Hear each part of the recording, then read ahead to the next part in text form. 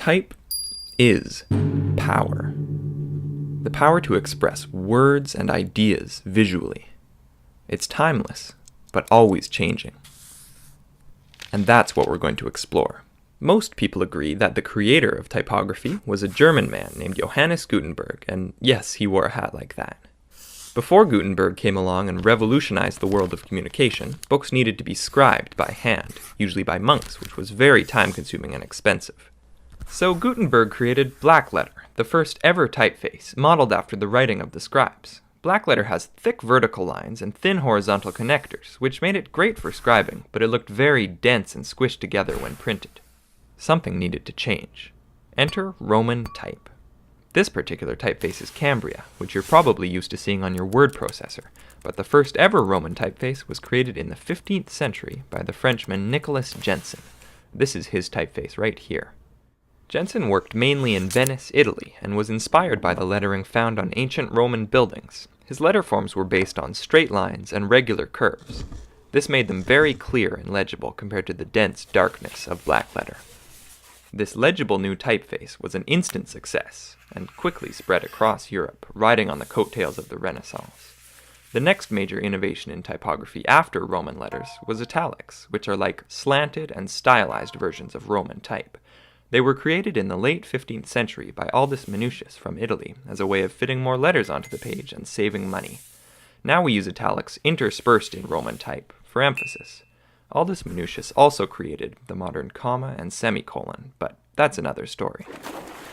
Type development stayed fairly stagnant until the 18th century in England when William Caslon created a typeface that set a new standard for legibility. While it wasn't anything radical, it was just what the world was looking for. The style of Caslon's typeface is now referred to as Old Style. A few decades later, another Brit named John Baskerville created a new variety of typeface, which we call transitional. Later still, a Frenchman named Didot and an Italian named Bodoni created typefaces that we have classified as modern. Most serif typefaces fit into one of these three categories, but what does each category mean? An old-style typeface has letters that have thick serifs and low contrast between thick and thin strokes. A transitional typeface has letters with thinner serifs and a higher contrast between thick and thin strokes. And a modern typeface has letters with very thin serifs and extreme contrast between thick and thin strokes.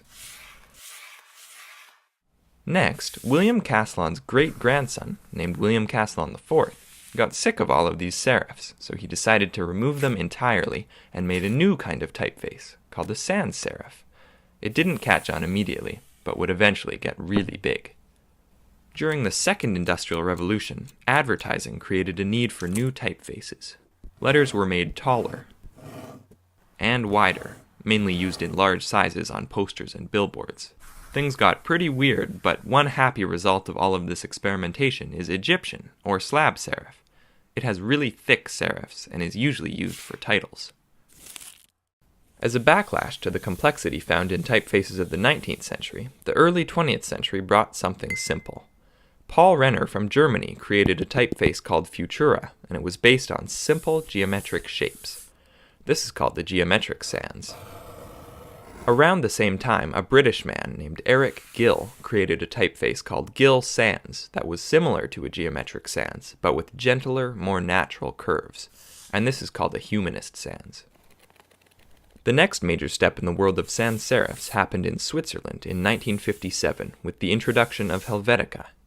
It has simple curves and is available in many different weights, and some would call it the world's favorite typeface. The world of typography changed forever with the introduction of the computer. There were a few difficult years of crude pixel type due to the primitive screen technology.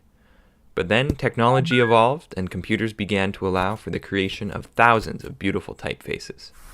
And the odd dud.